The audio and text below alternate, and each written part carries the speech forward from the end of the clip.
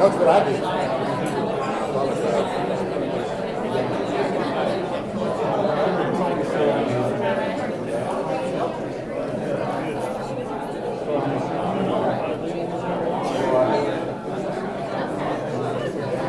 But I got it back.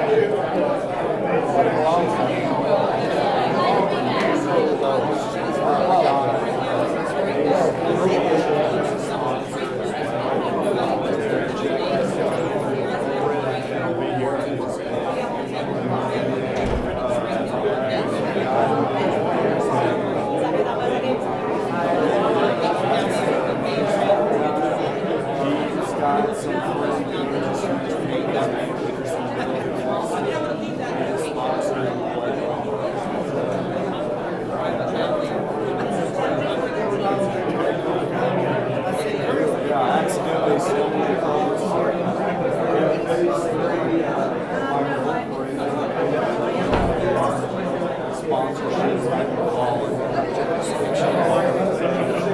Well, we got one.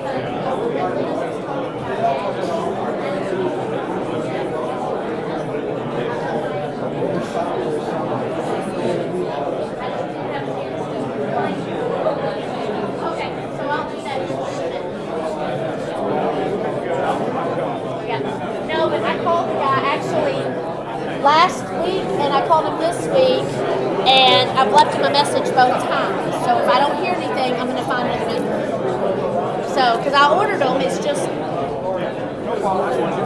I appreciate it. Thank you. Hi, everybody. I'll be back.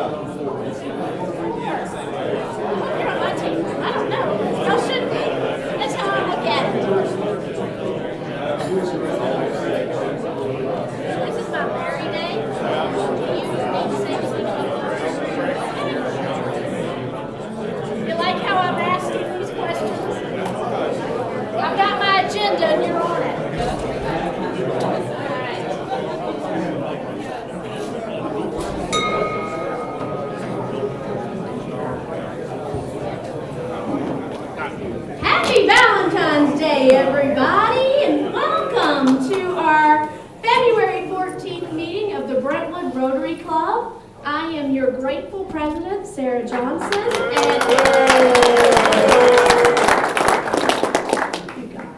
and I'm so glad to be here. Welcome to all of our guests and visiting Rotarians. Wanted to bring up Jeff Magruder. Hello, Jeff. Oh, yay! Jeff is going to lead us in our invocation, and then Alan Treadway is going to lead us in our pledge and four-way test. Thank you. Let's bow our heads. Father, thank you just for this day, an opportunity to gather, and we're so grateful to be a part of an organization that serves and gives back. And let's be together today, and Father, we just want to lift you up, and we just thank you for this opportunity to serve. Father, in specific things that are going on in our nation, I'm thankful that we have an opportunity to step into those lanes and discuss and just be together. This beautiful weather, the sunshine, even though it's cold, we're just thankful for it. Thanks for the hands that prepared this meal. In Jesus' name I pray. Amen. Amen.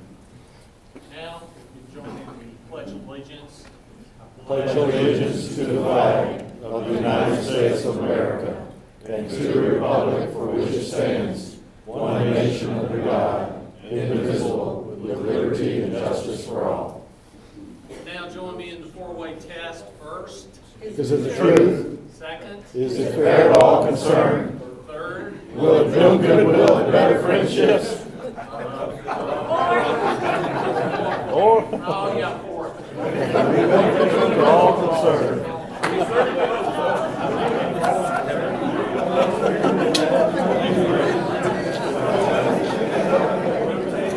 It is never a dull moment at Rotary. I'm going to now turn our meeting over to our esteemed and fabulous Betsy Crossley, and she will be introducing our guest and visiting Rotarian, and then Keely Hall is going to be leading us in Happy Bugs. Betsy? All right, today our hearts are full because we're so happy and we love having visitors. So we've got a bunch today. Jonathan, what'd you start? Last week I met a new friend, Al Stolfus, and I was talking to him about the golf tournament, about Rotary, and he said, I have been wanting to join Rotary and I've been interested in it, so he's my guest today. Great.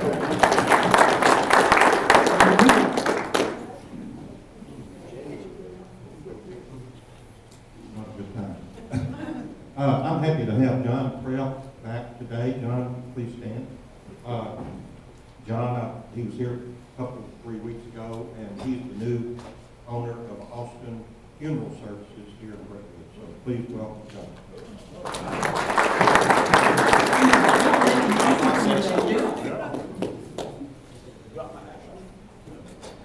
My guest today is Kyle McFarland. He is a financial advisor. Just got transferred here from Washington, D.C. Financial advisor has so many occupations now, maybe I should say. They manage pension, profit sharing plans, individual investments. What company, Bill? Bernie Wealth Management. Welcome. Yeah, whoa. Bernie Wilson. One's got a couple more guests here. All right, so this is Amanda Butler. She is works at Brentwood Academy, and she is in the current leadership Brentwood class of 2020. Yay! They're only saying that not because they're booing leadership Brentwood, but because they think they're in the best class. She knows. They did that like several times yesterday. And then also Trent Newberry, he is back. He is, I believe, applied for membership, and so they are with River Roofing. Nice couple. I have a wife, Margaret, with me as a guest today.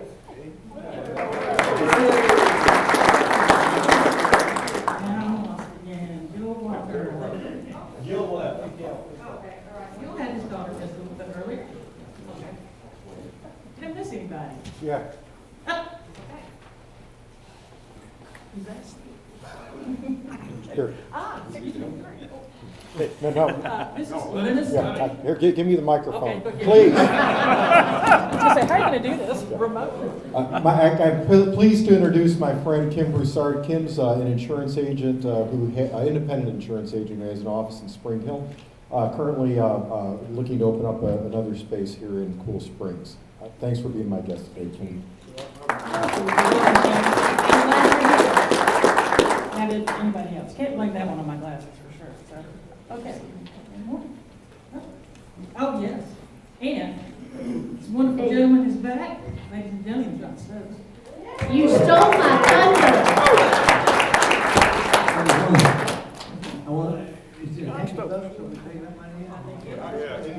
I'm coming for you. I just want to say, it's great to be back. It's been a long time, but nothing has changed much, same faces. I do have to say that I miss John Miles. It doesn't seem right that John's not here, but it's good to be back. I appreciate calls, cards, telephones, and good doctors. And I'm glad to say I am cancer-free as of right now.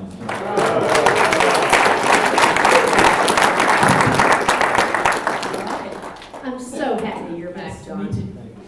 All right, Neil, you're next. All right, Keely, you're up. All right, speaking of happy, we got happy bugs. All right, I'm going to start us off. All right, I'll tell you what. These are really going to be apology bugs. So you may have noticed my rugged, musky aroma today. Nope. My dog last night decided she was going to be awesome and corner a skunk. Fun fact, how many knew that skunk spray is chartreuse? Yep. Little greenish yellow face on my dog today, and I smell awesome. So 3 frustration bucks for my 3 daughters who were home alone and decided to let the dog in the house. All right, who's next?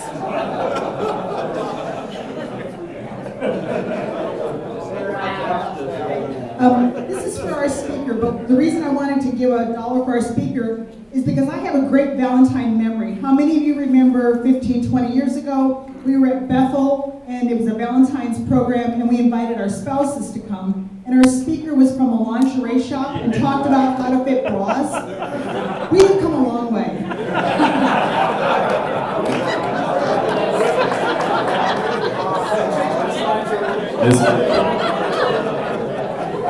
I'm not going to talk about my bra, but I'm really, really happy today. We're celebrating the 1-week anniversary of adopting a brand new baby 3-year-old Shih Tzu, who is absolutely adorable, and she has filled my heart up where the hole was as we put our 18-year-old Lhasa down about a month ago. So I'm really happy. Keep that dog away from skunks or your house will smell like Shih Tzu.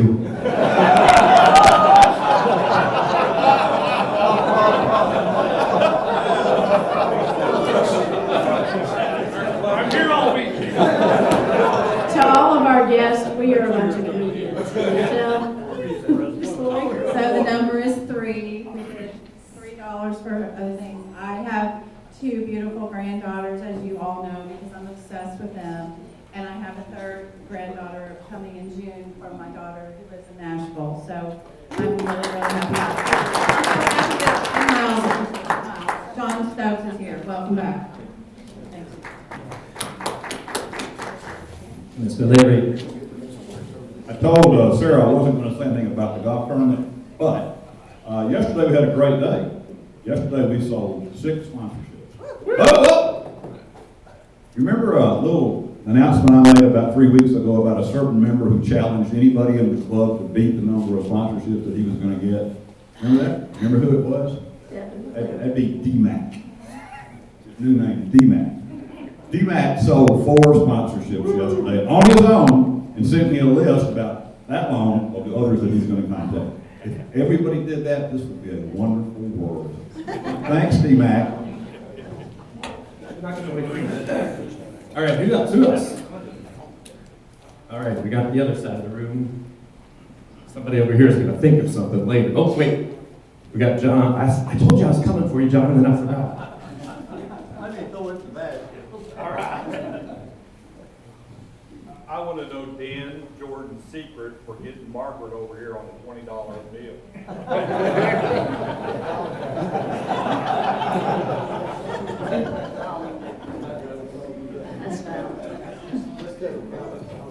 It's on. Thank you. I just want to thank everybody for the calls and the Facebook messages and the emails and everything about my mom. We lost her on Monday. Her services will be on this coming Monday at Brentwood Funeral Home at 11 o'clock. Visitation an hour earlier at 10.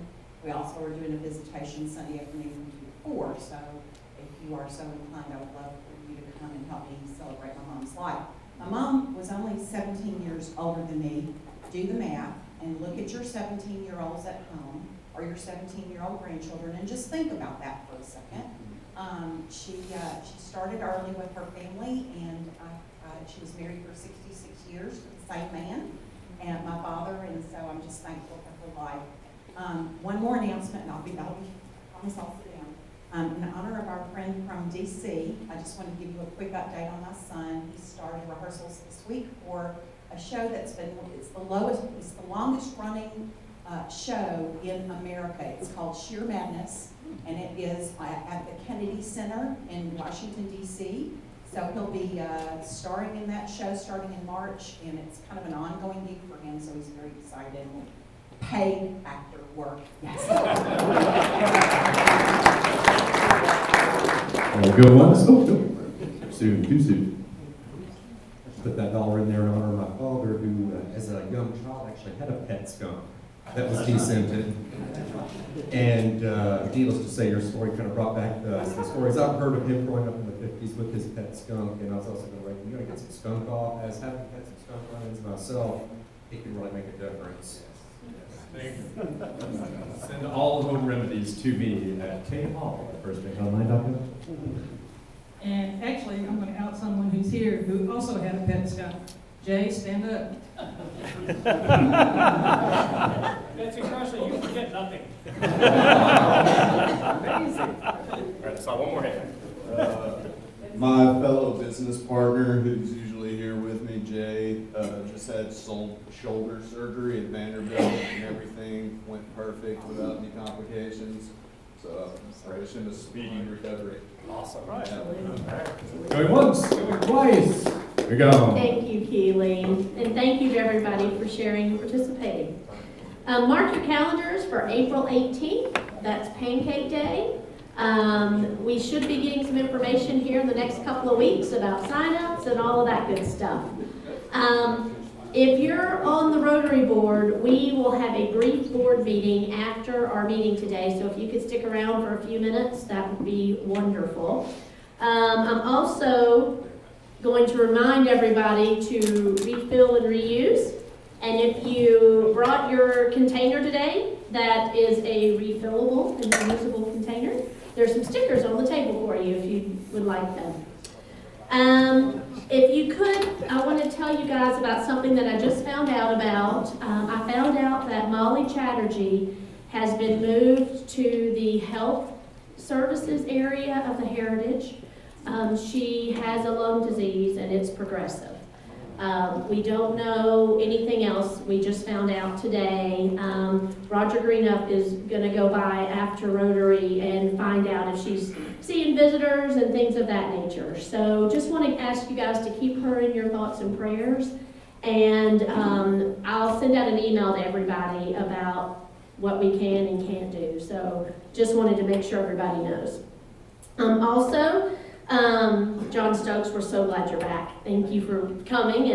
And remember Rod Freeman as he recovers from back surgery, Skip Bowie, Lynn McGill, and keep John in your prayers as well as Roger. With that, I am going to turn our program over to Bart King to introduce our speaker.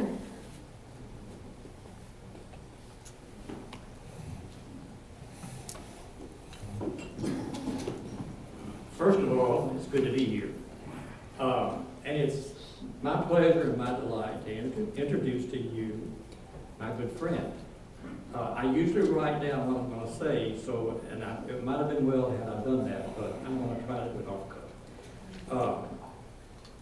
I put some bios on the table of Russ, and if I think you have enough questions after he speaks, because he's tremendous. But in case you might want to glance at his bio, and I'm not reading his bio because I want him to have as much time as possible. Just so you'll know, Russ and I attend the same church. I guess they might say we carry a pretty heavy load, but that's okay. He is a worship leader, and it's really interesting to me when the choir comes out and I look out and see that Russ is going to be a worship leader, I say, hey, it's really going to be a good day because he is an awesome guy. And then some days when I walk out and his wife is a lecturer, hey, Russ, you can tell her, I tell her every time she does it, when his wife reads at our church, I could go home because I've already had my sermon. Russ and I are on the stewardship and finance committee together. I'm financial secretary of our church. So, a few months ago, several months ago, the committee decided that they need somebody, or somebody needed to watch me, and check me, or whatever the case may be. Just a second set of eyes. You can look at it any way you want, but anyway, there's 8 or 10 on the committee, I think, and he's chair of that committee. So he mentioned it to our group and gave me time to think about it. So I thought, who would I select on that committee to work with me? So I approached Russ and I said, Russ, you're the man. And I'm chair of the committee, such and such. I said, no, I want you to be the man. So it's really interesting because we count the money after church. He and I count the money. And I don't think I've told him this, but we count the money together, and then I do the rest of it. I do the computer stuff, the spreadsheets, and the individual accounts, and the banking, and all that. I'm actually the one who drives the van to the bank after we do the deposits or whatever. Anyway, get a load of that. But anyway, every congregation needs the Deaton family. A family like the Deaton family. What an asset to our church they are. They have 2 of the most handsome young boys you could ever imagine, and a beautiful daughter. And it was at a service just recently, and I'm trying to remember the name of it, but at a service recently, their son sang a duet in German, and it was unbelievable, and people are still talking about it. So I want you to give a big welcome to my dear friend, Russ Deaton.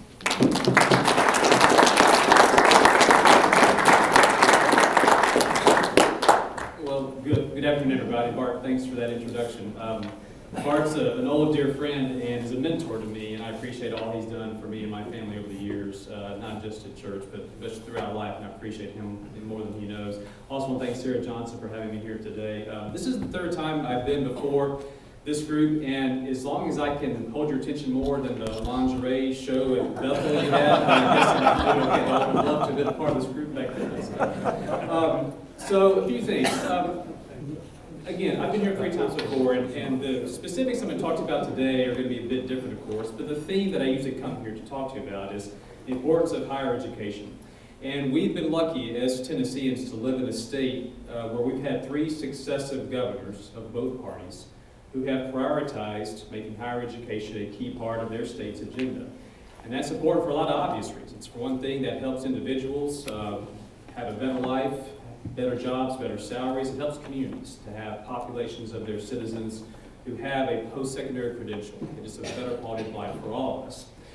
The things I'm going to talk to you about today, I want to dig in a little bit to our environment, where we live, Williamson County, how it is that our higher education system looks, our students, where they go to college, how they do when they get there, and how that fits within the broader ecosystem, if you will, of Tennessee. I work at a place called the College System of Tennessee. is the short version. And what that basically means is we manage 40 colleges throughout the state. So those of you who are familiar with Columbia State Community College, I'll put Liberty Pike, their campus there, National State Community College. Who knows what a TCAS is? A few of you do, so that's what it is. That's right. Glad you're Tennessee College of Applied Technology. Next time you go get your car worked on, you can see the TCAS. They probably trained that automotive technician that's there. Next time you go to a hospital, that licensed practical nurse who's taking care of you is probably trained at a TCAS. If you go to any industry in this area, they're machinists, they're welders, they were trained at a TCAS. There are 27 of those throughout the state, and they're the backbone of the education system and of the state's economy. Those schools are part of our system as well, and they're crucial to the way we think about college. And when we say college, I don't just mean UT Knoxville, Vanderbilt, MTSU, Rhodes. These students who go to our schools, these community colleges and these TCAS, who are getting a welding certificate and go make $45 an hour, those are college graduates too. That's who we train. That's our contribution to Tennessee's workforce and higher education. So that's the context here. So I want to walk you through a few things. First is about where we all live. And I live just down the road, so this is my home too. We're the most educated county in this state. Almost 3/4 of this county's residents have a college degree, which I'll define as anything from an associate's degree or higher. That's compared to about 36% across the state. If you have watched Governor Lee's State of the State address 2 weeks ago, or if you ever heard Governor Hassan talk about Tennessee Promise and things like that, he always used a phrase that's relevant for us today. He used the phrase, drive to 55. And what he meant was, that's this state's effort to get 55% of our residents to have a post-secondary credential. And that's important because as this state competes with other states for industry, when headquarters want to move down this county, when industry wants to open up somewhere, they come ask us, what can we produce? How many graduates do we produce in certain areas? What is the educational attainment of the citizens of this area before they move in? That's a key part of their strategy for making Tennessee the most attractive place for business in the U.S., in addition to other factors too. Poverty's low here, that's a good thing. Population growth is booming, probably other than Rutherford County, I suppose. This is the fastest growing county in the state. And of our high school graduates, 85% of them will go to college after they graduate high school. That's a really key number. Across the state, it's about 5 out of every 8. We're getting almost 7 out of 8 of them to go to college. That's a really crucial number for the state as it tries to improve its higher education system. So where do they go? The sons and daughters of this county go to these schools primarily. Most of them go to Columbia State Community College, main campus, of course, in Murray County. Down at Liberty Pike is a beautiful new campus. If you ever been down there, it's gorgeous. UT Knoxville, UT Chattanooga, MTSU, and Tech. Basically, they go lots of places. These are the top places they go. They go off and get associate's, bachelor's degrees, you name it. This is a county that sends lots of students to college. My kids go to Brentwood Middle Scales. They're going to go to Brentwood High School soon. My wife teaches at Franklin High. There are 53 Ravenwood graduates who went to Columbia State just last year. 56 from Franklin. The pipelines between the high schools where we live and work and our colleges, those are strong pipelines, and they work really well. And there are a lot of folks at those schools, both the high schools and the colleges, who think every day about how to get more kids going to college.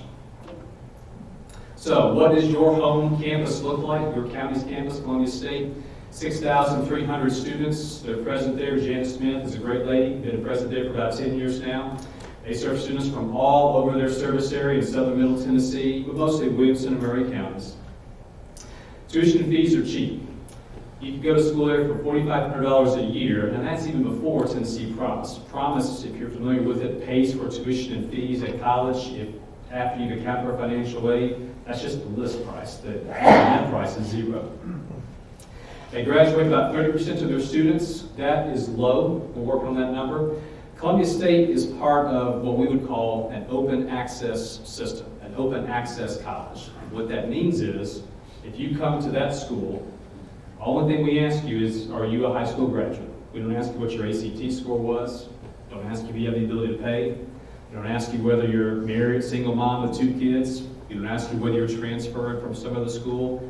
We take you. We take you no matter what your background is, no matter how well prepared you are for college or not. We take you. So as your state representatives ask us to fill our part of the higher education duty that we have, that first duty is to open our doors to every student who wants a chance at college. That's what an open access system means. That's what Columbia State is.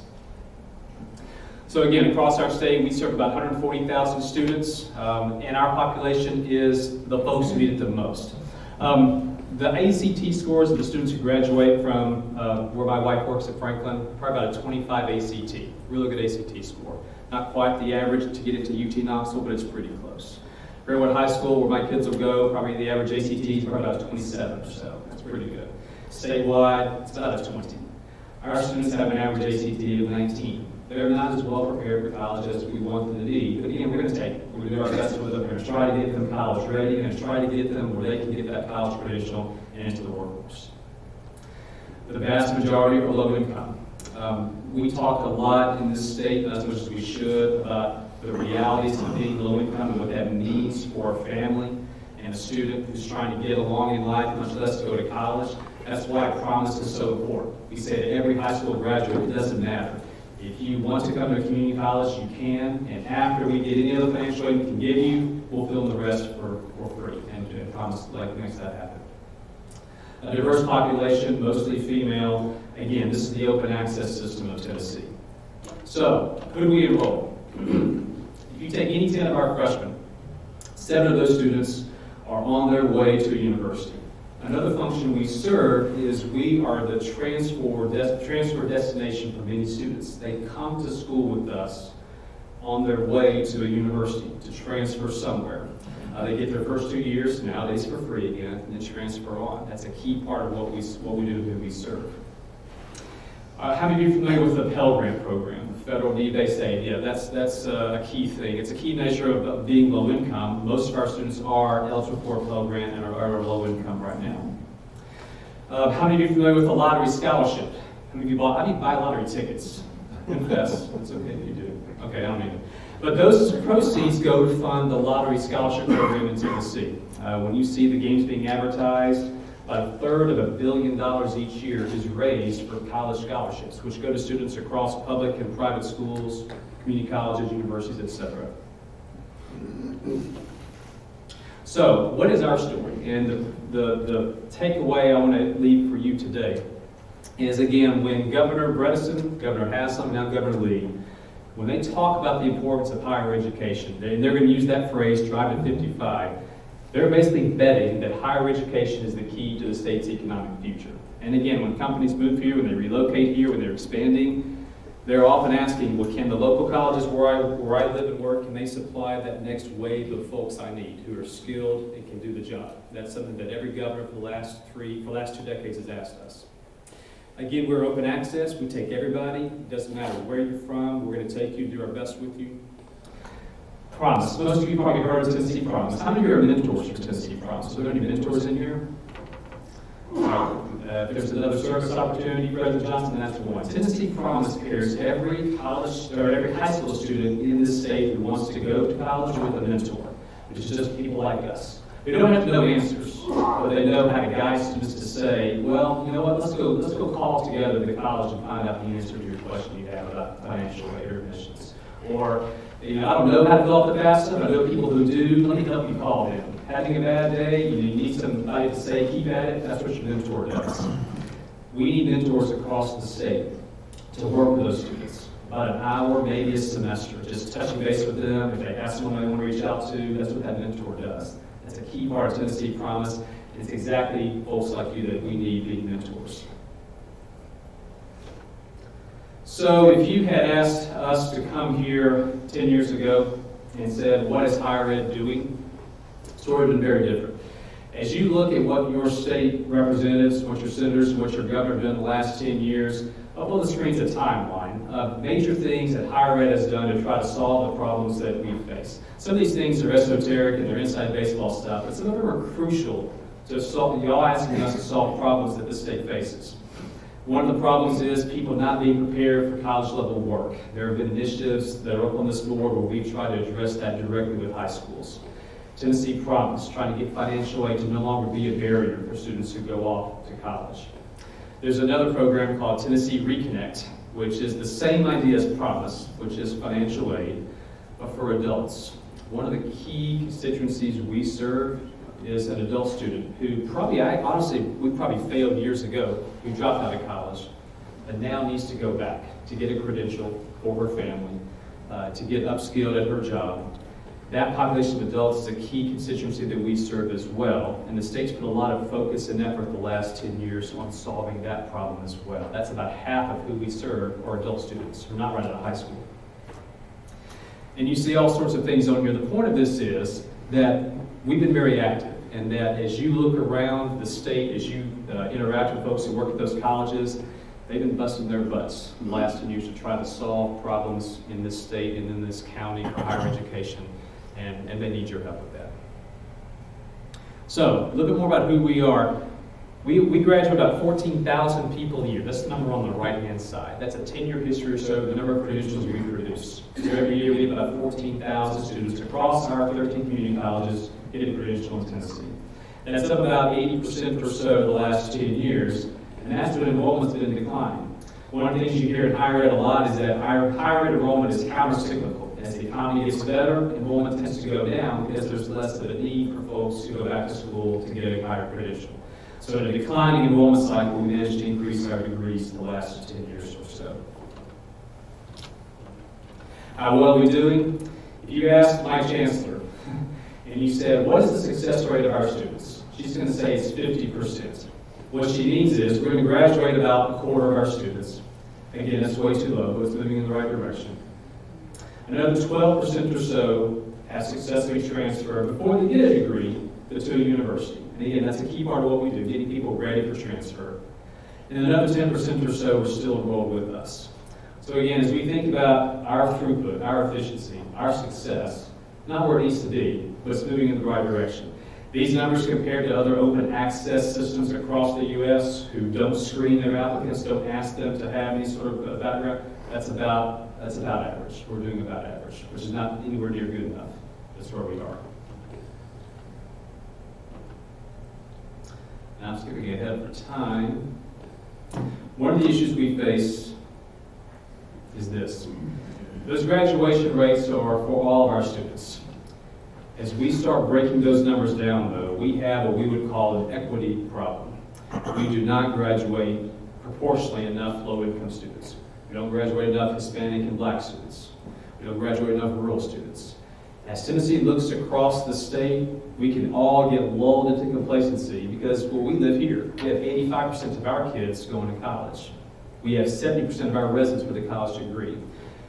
Graduates from our high schools probably doing really well in college, and that's stuff to be very proud of, but that's not the story everywhere. And so as Tennessee looks around, we've got an equity problem. We have not had that prosperity shared across the state. We don't graduate nearly enough students who are struggling, whether they're struggling due to poverty, being an adult student, whatever the case may be. We have issues there that we're trying to address every day. We have about 10 minutes left. I want to stop there. I hope this has been just a quick run through of not only who Columbia State is, again, that's your home campus, that's who we are, but also what our system does and what we really need help from you thinking about how we help solve our higher education challenges across the state. So if it's okay, President Johnson, I'd like to just open up the floor to see if there are questions. Yes, sir. What's happening to the 75% that are not graduating? Question was, what happens to 75% that don't graduate? Some of them graduate over time. They'll go back to school later. A lot of them, though, are stuck in really low-paying jobs or have no job. If you look at unemployment rates for those who have a college credential versus those who don't, there's always about a 3-to-1 difference there. So even though unemployment rates are low, you've got about a 10% unemployment rate for those who don't have a college degree.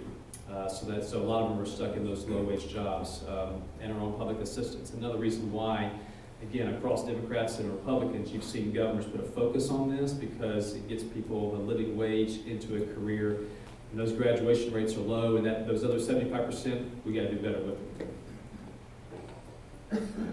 So, with all the information that you have, that you've shown us in your group, is your target the colleges, or is it the high schools, or who are you trying to get this message out to? That's a good question. Yeah.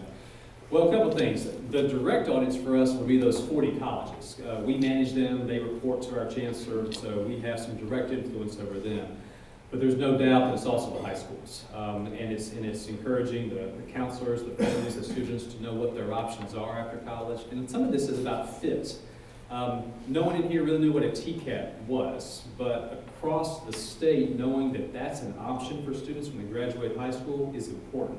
And a lot of schools don't do enough to communicate that option to students. So they're an audience. Honestly, the legislature and the government are audiences too.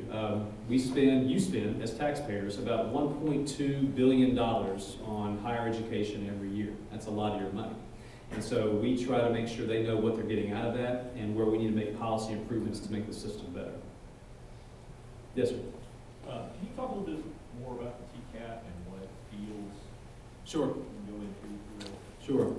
And again, the TCATs are, think of the old vocational technical schools, that's what they are. And so any job that would be a hands-on training, the most obvious ones are welders, machinists, truck drivers, practical nurses, precision techs, tool and die makers. There's industries that like Black & Decker in Jackson, Nissan down in Smyrna, they're hiring more TCAT graduates almost than anything. It's the ones who work, and the modern day notion of think about working sort of in a factory is kind of a dirty place with, kind of a dangerous place. Tell you, these are high-tech places. If you've never been to the Nissan headquarters in Smyrna, take a half-hour drive and go to the TCAT across the street. They have those big yellow robots like you see in some of the movies who are working on it. Our kids are getting trained on those machines today at that place. So it's things like that that they're working on, that they're being trained for. Yeah. Yes, sir. Several times you've referenced the 40 colleges, we manage them. What does that really mean?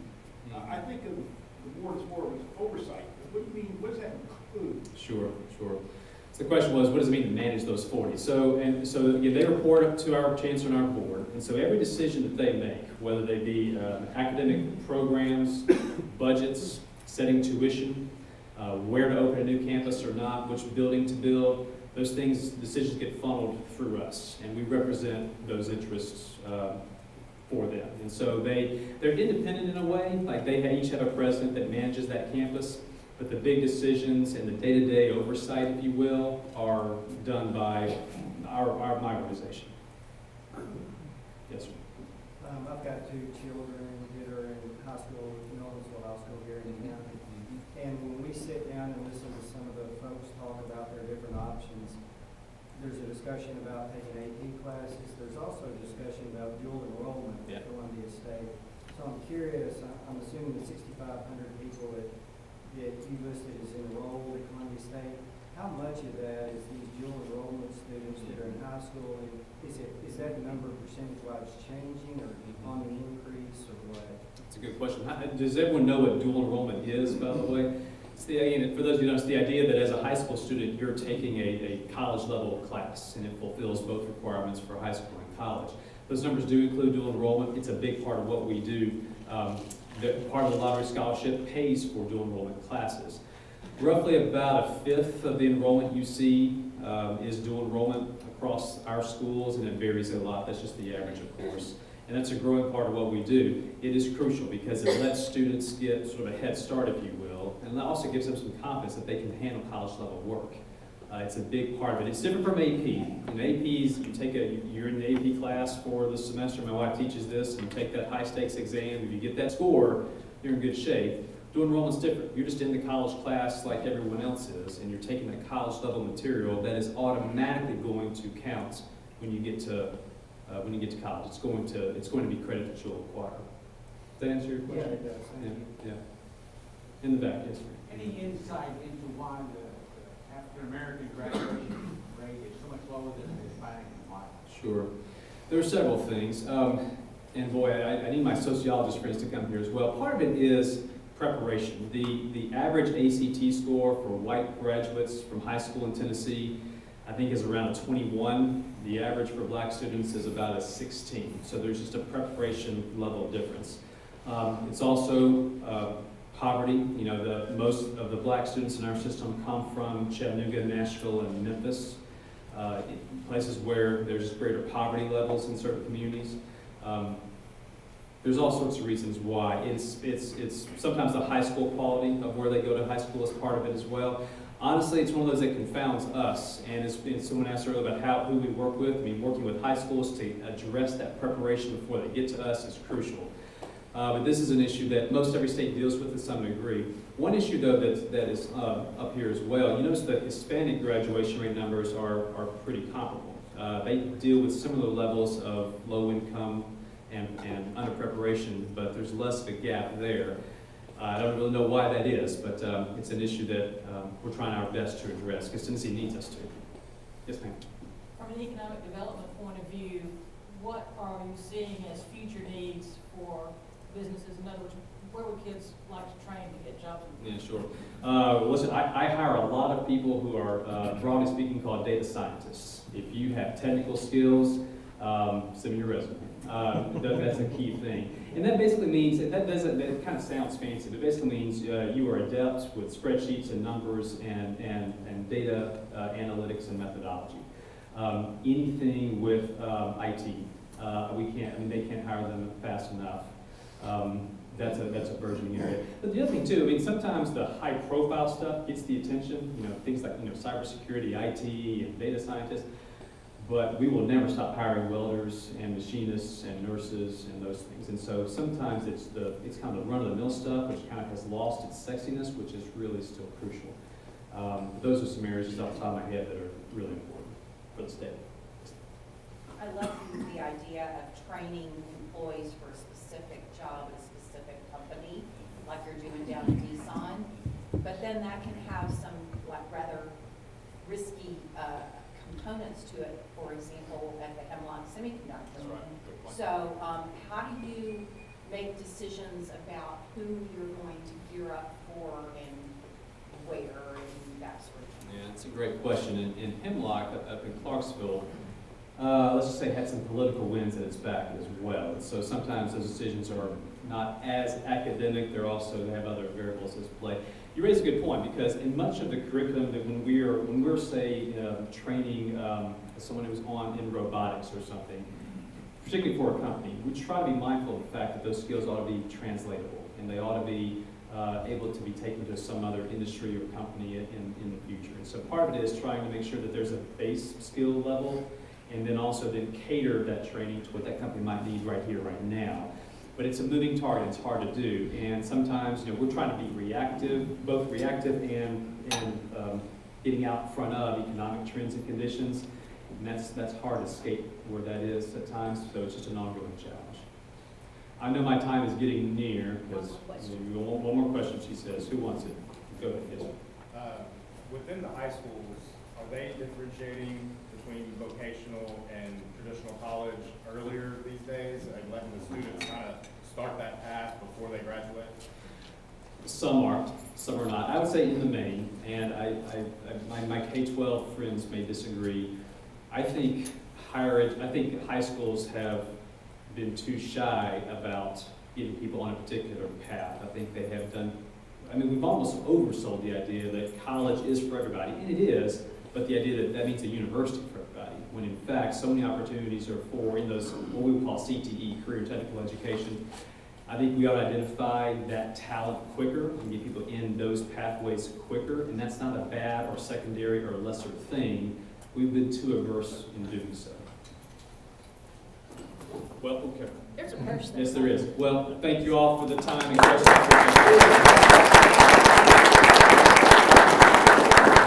Thank you, Russ, so much for joining us today and educating us a little bit about our education system. It's definitely a lot of work to be done. Wanted to ask everybody, we're not going to be putting up the chairs. We're only going to be putting up tables today. So if you could stay and help with that. Do we just want to leave the chairs, or do we want to push them against the wall, Larry? Just leave them where they are. Just leave the chairs where they are. We would appreciate that. Thank you, Russ, for being here. And thank you to all of our guests that came to join us today. We hope you come back and join us again soon. Quick board meeting right after Rotary. And if there's nothing else for the good of Rotary, John, we're glad to see you back. We are.